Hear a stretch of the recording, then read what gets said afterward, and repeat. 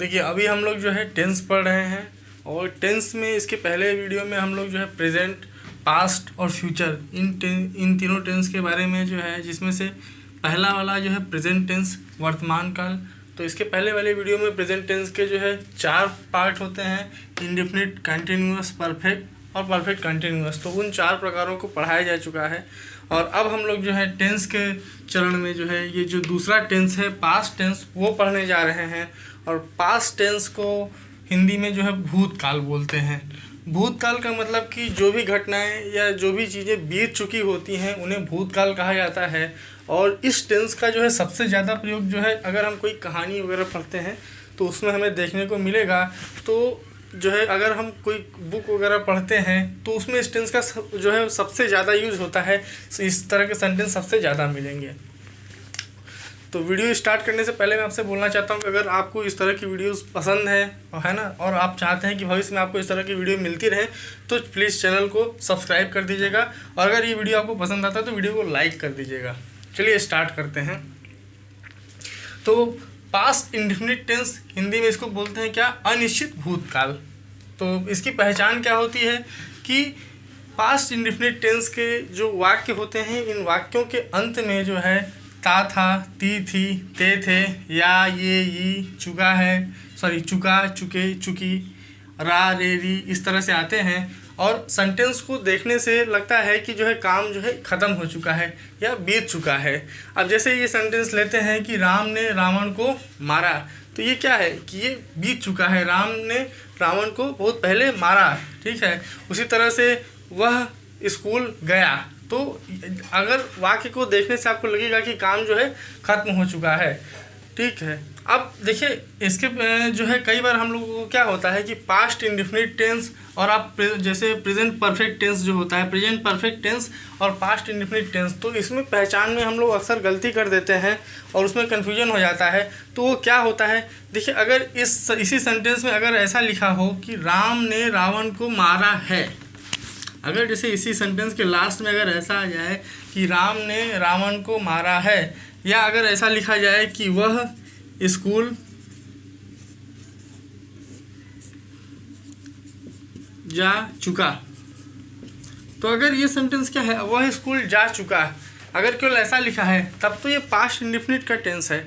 लेकिन अगर इसी में जो है चुका के बाद अगर आपका जो है अगर लगा हो, है लग जाए, तो ये जो सेंटेंस हो जाएगा ये आपका जो है प्रेजेंट परफेक्ट का हो जाएगा सेंटेंस, ठीक है। तो जो ये गलती है ये मत कीजिएगा। देखिए तो हम लोग जो है पास्ट इंडेफिनिट टेंस का जो है सेंटेंस का अनुवाद किस तरह से करेंगे वो स्ट्रक्चर देखते हैं। तो देखिए पास्ट इंडेफिनिट टेंस के लिए सबसे पहले हमें क्या करना पड़ेगा कि सब्जेक्ट लिखना होता है, फिर उसके बाद जो भी वर्ब होती है तो वर्ब की जो है सेकेंड फॉर्म का प्रयोग करते हैं।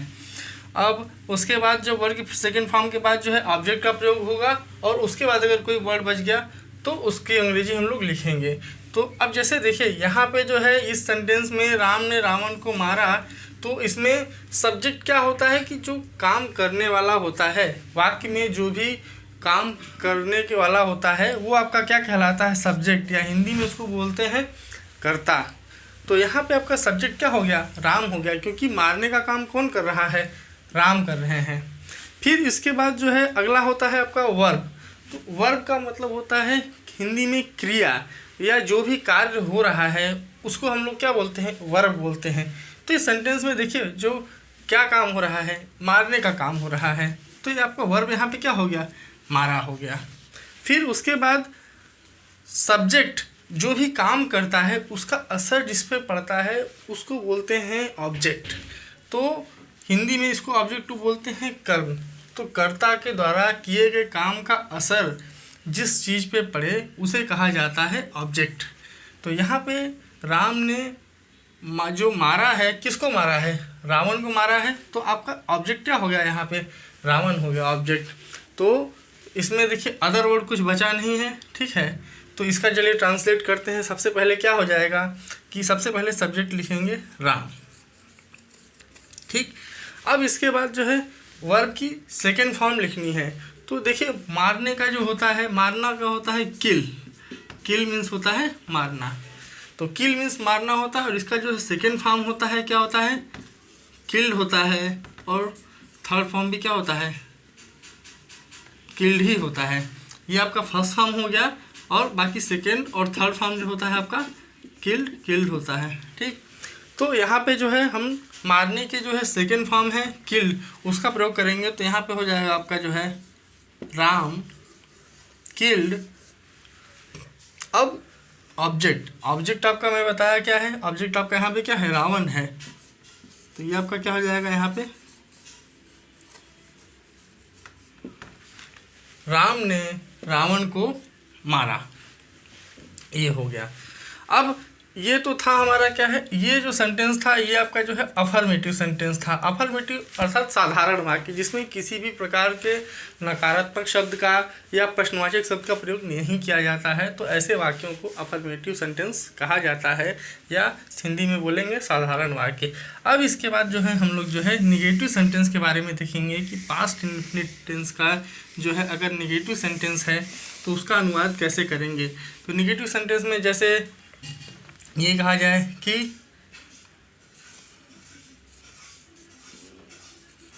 राम ने लंका नहीं जलाई। ठीक, अब इसमें देखिए सेंटेंस में क्या है आपका नहीं आ गया, तो नहीं अर्थात जो है ये नकारात्मक हो गया। नकारात्मक को इंग्लिश में क्या बोलते हैं, निगेटिव। तो ये आपका जो है निगेटिव सेंटेंस है। तो निगेटिव सेंटेंस का ट्रांसलेशन करने के लिए जो स्ट्रक्चर होता है, सबसे पहले हम लोग क्या लिखते हैं, सब्जेक्ट लिखेंगे, उसके बाद सब्जेक्ट के बाद जो है डिड नॉट का प्रयोग किया जाएगा। नहीं के लिए डिड नॉट का प्रयोग किया जाता है। और फिर जो वर्ब का जो फर्स्ट फॉर्म, जो हम लोग सेकेंड फॉर्म लिखते थे, अब हम वर्ब की फर्स्ट फॉर्म लिखेंगे, और साथ ही साथ ऑब्जेक्ट लिखेंगे, और बाकी अगर कुछ रह जाए अदर वर्ड तो उसके बाद जो है वो लिख देते हैं। ठीक, तो अब यहाँ पे देखिए फिर से उसी तरह से करते हैं कि राम के लिए क्या लिख देंगे हम लोग, राम। फिर उसके बाद जो है नहीं के लिए डिड नॉट लगाएंगे। तो ये आपका हो जाएगा आपका राम डिड नॉट। फिर जलाना, तो देखिए जलाने के लिए क्या होता है, बर्न। इसका सेकेंड फॉर्म बर्न्ट होता है, लेकिन चूंकि अब हमें क्या है सेकेंड फॉर्म नहीं लिखना है, चूंकि ये निगेटिव सेंटेंस है, यहाँ पे डिड नॉट लग गया, तो अब हमें वर्ब की सेकेंड फॉर्म नहीं लिखनी है, हमें वर्ब का फर्स्ट फॉर्म लिखना पड़ेगा। तो फर्स्ट फॉर्म जो है जलाना का क्या होता है, बर्न। और इसके बाद जो है जलाने का जो असर हो रहा है, राम ने जो जलाने वाली बात कर रहा है, तो क्या नहीं जलाया, लंका को नहीं जलाया। तो ऑब्जेक्ट आपका यहाँ पे क्या हो गया, लंका हो गया। तो यहाँ पे क्या लिख देंगे, लंका। क्योंकि नाम है इसलिए कैपिटल पहला जो अक्षर है वो कैपिटल लेटर से लिखा जाएगा, और बाकी अदर वर्ड कुछ यहाँ पे है नहीं। तो निगेटिव सेंटेंस का ट्रांसलेशन हम लोग इस तरह से करते हैं। अब अगर जो है इसी सेंटेंस में देखिए निगेटिव हो गया, अब इसके बाद अगर वाक्य प्रश्नवाचक हो और क्या से शुरू हो, अगर वाक्य जो है प्रश्नवाचक हो, प्रश्नवाचक मीन्स इंट्रोगेटिव हो, अगर वाक्य जो है इंट्रोगेटिव हो और क्या से स्टार्ट हो, जैसे अगर इसी सेंटेंस में बोला जाए कि यहाँ पे नहीं को हटा देते हैं थोड़ी देर के लिए, और सेंटेंस में जो है क्या लगा देते हैं, पहले राम के पहले क्या लगा देते हैं, और सेंटेंस हो जाता है आपका क्या राम ने लंका जलाई। अगर ऐसा सेंटेंस हो जाए तो देखिए इसमें कुछ नहीं करना है, ये जो डिड है इसको सबसे पहले लिख देना है, फिर इसके बाद जो है सब्जेक्ट लिख देंगे, फिर वर्ब की फर्स्ट फॉर्म और ऑब्जेक्ट और अदर वर्ड। तो इसमें भी क्या करना था कि इस जो डिड नॉट है, इस डिड नॉट को उठा करके जो है राम के पहले लिख देना है। तो आपका जो सेंटेंस हो जाएगा डिड राम बर्न लंका, क्या राम ने लंका जलाई। तो ये आपका हो गया इंट्रोगेटिव। अब सेंटेंस में अगर देखिए, अगर सेंटेंस में क्या से स्टार्ट हो रहा है और साथ ही साथ उसमें नहीं भी है, मान लीजिए सेंटेंस आपसे बोलता है कि क्या राम ने लंका नहीं जलाई, तो अब इस सेंटेंस में जो है एक तो प्रश्नवाचक शब्द है, ठीक है, ये क्वेश्चन मार्क लगा लीजिए क्योंकि ये इंट्रोगेटिव सेंटेंस है। तो अब अगर जैसे इसमें बोलता है कि क्या राम ने लंका नहीं जलाई, तो वाक्य क्या से स्टार्ट है और साथ ही साथ इसमें नहीं का भी प्रयोग किया गया है। तो ऐसे में हमें क्या करना पड़ेगा कि क्या के लिए तो हम डिड को पहले लगाएंगे ही लगाएंगे, बस राम के बाद हमें जो सब्जेक्ट होता है, सब्जेक्ट के ठीक बाद जो है हम लोग क्या करेंगे, सब्जेक्ट के ठीक बाद जो है हम लोग नॉट का प्रयोग कर देंगे इस तरह से। तो यहाँ पे भी वही हो जाएगा, ठीक है। पहले सबसे पहले क्या की अंग्रेजी डिड लिखेंगे, फिर उसके बाद सब्जेक्ट आपका क्या है, आपका यहाँ पे राम है, फिर सब्जेक्ट के तुरंत बाद जो है नॉट का प्रयोग करेंगे, फिर वर्ब की फर्स्ट फॉर्म और उसके बाद ऑब्जेक्ट। तो ये आपका क्या हो जाएगा जो है translation, did Ram not burn Lanka, क्या राम ने लंका नहीं जलाई, ये हो गया, ठीक। अब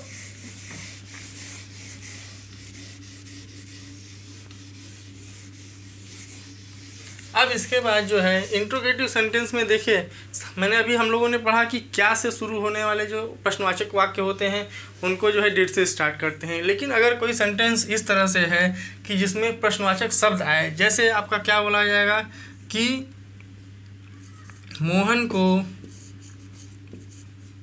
मोहन ने क्या खाया,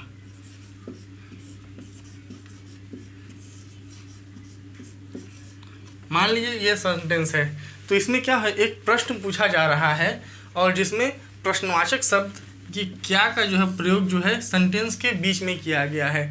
तो अगर कभी किसी भी प्रश्नवाचक शब्द जैसे आपका क्या हो गया, क्या है ना, क्या हो गया, फिर क्यों हो गया, कैसे हो गया, ठीक है, कब हो गया, कहाँ हो गया, तो जितने भी सेंटेंस होते हैं, जितने भी जो है ये क्वेश्चन वर्ड होते हैं, जैसे क्या की अंग्रेजी क्या होती है, व्हाट, क्यों की अंग्रेजी क्या होती है, वाई, वाई मीन्स क्यों, कैसे का क्या होता है, हाउ होता है, HOW, कब का क्या होता है, WHEN, व्हेन, कहाँ का क्या होता है, WHERE।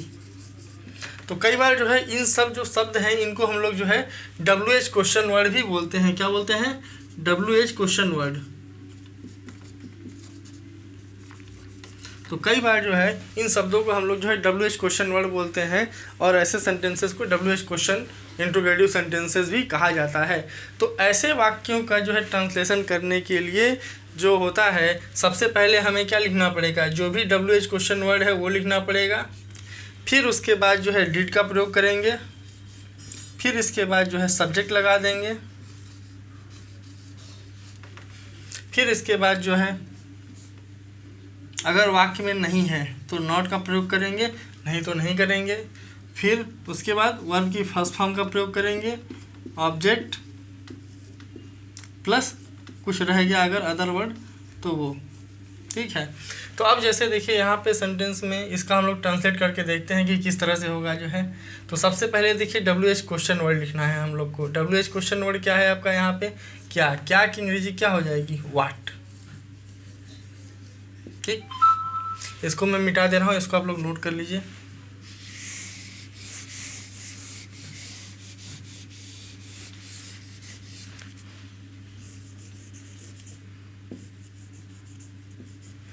तो देखिए क्या की अंग्रेजी हो गई आपकी व्हाट, फिर इसके बाद हम लोग क्या लगाएंगे, डिड।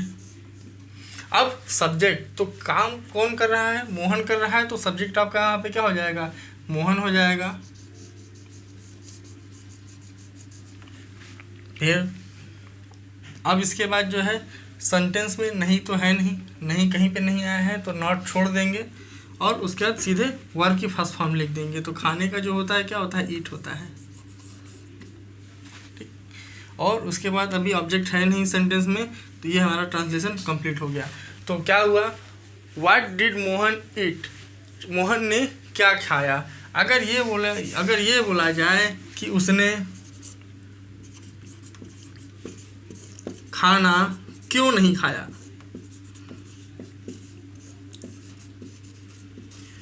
क्यों नहीं खाया। अगर मान लीजिए सेंटेंस आपसे ये बोले कि उसने खाना क्यों नहीं खाया, तो अब देखिए उसने की अंग्रेजी क्या हो जाएगी आपकी, ही हो जाएगी, ठीक है। उसने की अंग्रेजी ही मतलब वह या उसने, अगर लड़की है तो शी का प्रयोग किया जाएगा, ठीक है। तो अब इसमें देखिए, इसमें भी एक प्रश्नवाचक शब्द आया है क्यों। तो क्यों के लिए हम लोग क्या करेंगे, सबसे पहले प्रश्नवाचक शब्द क्यों की अंग्रेजी लिखेंगे। यहाँ पे आपका क्या हो जाएगा, वाई, ठीक। फिर उसके बाद जो है प्रश्नवाचक शब्द के बाद हम लोग क्या करेंगे, डिड का प्रयोग करेंगे। तो वाई डिड, अब उसने, सब्जेक्ट आपका क्या है, खाना कौन नहीं खा रहा है, उसने या वह। तो यहाँ पे क्या हो जाएगा, वाई डिड ही, उसने की अंग्रेजी लिख दी ही। फिर अब यहाँ पे सेंटेंस में नहीं भी है ना, तो नहीं है तो नहीं के लिए नॉट का प्रयोग कर देंगे। तो ये आपका हो जाएगा वाई डिड ही नॉट। अब वर्ब की फर्स्ट फॉर्म, तो खाने की जो है अंग्रेजी होती है ईट होती है, ईट का फर्स्ट फॉर्म ईट ही होता है। Eat, ate, eaten, eat, ate second form, eaten third form हो जाएगा आपका। तो why did he eat, why did he not eat. और खाना जो भोजन होता है, भोजन की अंग्रेजी क्या होती है, फूड, जिसको हम लोग खाना भी बोलते हैं, ठीक है। तो why did he not eat food. अगर मान लीजिए सेंटेंस में, अब जैसे आपको एक अदर वर्ड भी बता देता हूँ कि जैसे अदर वर्ड क्या हो सकता है। अगर जैसे मान लीजिए इसमें होता कि उसने अभी तक, अगर मान लीजिए सेंटेंस में यहाँ पे जोड़ दिया जाए कि उसने अभी तक खाना क्यों नहीं खाया, तो वाई डिड नॉट ही, है ना, why did he not eat food yet, why eat, yet मतलब होता है अभी तक, है ना। तो अब देखिए इस सेंटेंस में क्या हो गया आपका जो है कि वाई भी है ना, WH क्वेश्चन वर्ड भी है, फिर सब्जेक्ट भी है आपका जो है, वर्ब भी है, ऑब्जेक्ट भी है और अदर वर्ड भी आ गया, ठीक है। तो इस तरह से जो है हम लोग जो है ट्रांसलेट करते हैं। तो ये देखा आपने कि पास्ट इंडेफिनिट टेंस जो है कितना इंपॉर्टेंट है, और इस तरह से जो है बहुत सारे जो है सेंटेंसेस बनाए जा सकते हैं। तो आप सेंटेंसेस बना करके उसकी प्रैक्टिस कीजिए, और किसी एक वीडियो में मैं जो है जो वर्ब की first form, second form, third form के लिए वीडियो बना दूंगा, जिसमें जो इम्पॉर्टेंट वर्ब है उसको मैं लिखवा दूंगा जो है।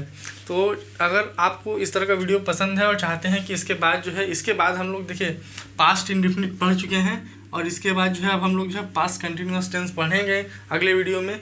तो अगर आपको जो है अगला वीडियो चाहिए तो उसके लिए आप जो है चैनल को सब्सक्राइब कर दिए, ताकि अगला वीडियो आपको तुरंत मिल जाए।